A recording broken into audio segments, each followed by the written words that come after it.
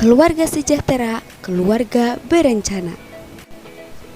Hai, perkenalkan nama saya Husniah, mahasiswi sarjana kebidanan Universitas Jenderal Ahmad Yani Cimahi. Indonesia merupakan sebuah negara berkembang dengan jumlah peningkatan penduduk yang tinggi, dengan laju pertumbuhan sebesar 1,49% per tahun.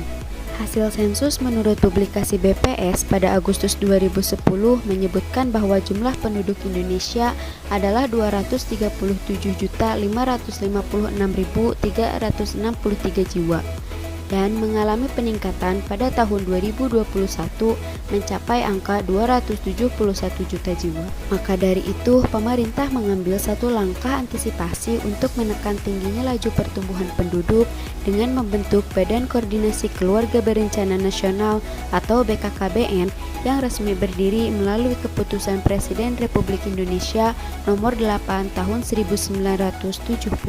Keluarga berencana merupakan suatu program pemerintah yang dirancang untuk menyeimbangkan antara kebutuhan dan jumlah penduduk. Berdasarkan Undang-Undang Nomor 10 Tahun 1992 tentang perkembangan kependudukan dan pembangunan keluarga sejahtera adalah upaya peningkatan kepedulian dan peran serta masyarakat melalui pendewasaan usia perkawinan, pengaturan kelahiran, pembinaan ketahanan keluarga, peningkatan kesejahteraan keluarga kecil, bahagia, dan sejahtera. Keberhasilan pelayanan keluarga berencana atau KB adalah persentase ketidakberlangsungan atau dropout kontrasepsi, di mana jika angka dropout kontrasepsi meningkat, maka akan berakibat pada peningkatan jumlah penduduk, dikarenakan banyak kehamilan yang tidak diinginkan.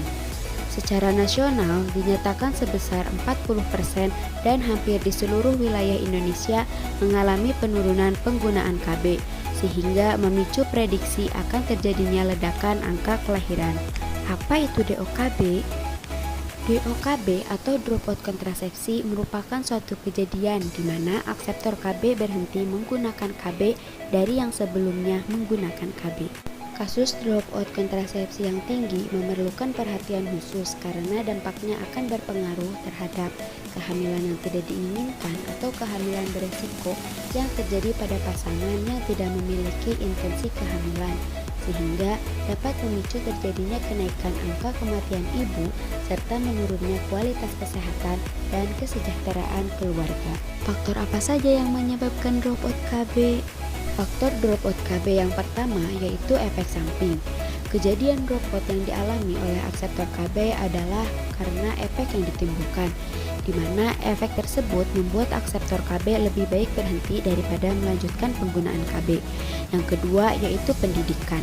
Tingkat pendidikan mempengaruhi pengetahuan seseorang dalam bertindak, termasuk dalam menentukan pola perencanaan keluarga dan pola dasar penggunaan KB dalam meningkatkan kesejahteraan keluarga. Yang ketiga yaitu usia. Usia dengan reproduksi sehat cenderung menggunakan KB apabila dibandingkan dengan usia reproduksi yang tidak sehat. Pasangan usia subur dengan usia reproduksi tidak sehat, yaitu usia lebih dari 35 tahun, merasa aman untuk tidak menggunakan KB karena merasa aman secara fisiologis organ reproduksinya sudah menurun dan akan mengalami menopause. Yang keempat yaitu paritas. Tingkat paritas sangat erat hubungannya dengan kesehatan, terutama kesehatan ibu dan anak. Secara ekonomi, jumlah anak yang sedikit berarti mengurangi beban keluarga. Setidaknya, beban ekonomi yang ditanggung lebih ringan daripada yang memiliki banyak anak. Yang kelima yaitu pendapatan atau ekonomi. Biaya yang dikeluarkan untuk memakai alat kontrasepsi menjadi pertimbangan bagi pasangan calon akseptor KB, di mana tingkat ekonomi seseorang bisa menyebabkan adanya keterlibatan seorang istri dalam penggunaan atau dropout KB. Yang keenam yaitu kualitas pelayanan dan pemberian informasi kontrasepsi.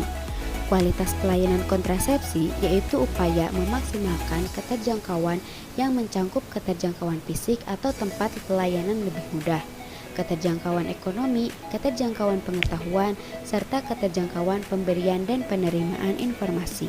Yang ketujuh yaitu budaya dan kepercayaan. Meskipun program KB sudah mendapat dukungan Departemen Agama dan pemerintah, tetapi masih banyak masyarakat yang belum siap secara stabil untuk menggunakan KB dengan alasan kepercayaan dan budaya. Terakhir yaitu dukungan suami. Dukungan suami dalam pemilihan kontrasepsi sangat diperlukan. Oleh karena itu, baiknya bagi istri yang ingin ber-KB melibatkan suami dalam pemilihan dan pengambilan keputusan. Lalu, bagaimana supaya angka dropout menurun? Salah satu upaya agar menurunnya angka dropout adalah dengan penggunaan kontrasepsi. Kebijakan dari adanya keluarga berencana yaitu untuk mewujudkan hak-hak reproduksi yang secara bertanggung jawab untuk usia ideal perkawinan, usia ideal untuk melahirkan, jumlah ideal anak, dan jarak ideal kelahiran anak. Selain itu, KB juga bisa mencegah 4 terlalu, yaitu terlalu muda atau kehamilan di usia kurang dari 20 tahun, terlalu tua atau kehamilan di usia lebih dari 35 tahun, terlalu banyak anak, dan terlalu sering atau dekat jarak kehamilan. Jika 4 terlalu tersebut bisa dicegah, maka akan mencegah juga kehamilan yang tidak direncanakan, resiko kematian ibu dan bayi, serta peningkatan kecukupan ASI. Dengan pemakaian KB atau alat kontrasepsi, maka kita bisa memilih KB sesuai dengan keinginan kita. Apakah menggunakan KB untuk menunda kehamilan, menjarangkan kehamilan, atau memberhentikan kehamilan. Jadi, ayo tentukan KB yang akan kamu gunakan untuk membuat keluarga sehat sejahtera dan meminimalisir angka kematian ibu dan angka kematian bayi serta kehamilan yang tidak diinginkan. Keluarga sehat, keluarga sejahtera, keluarga berencana.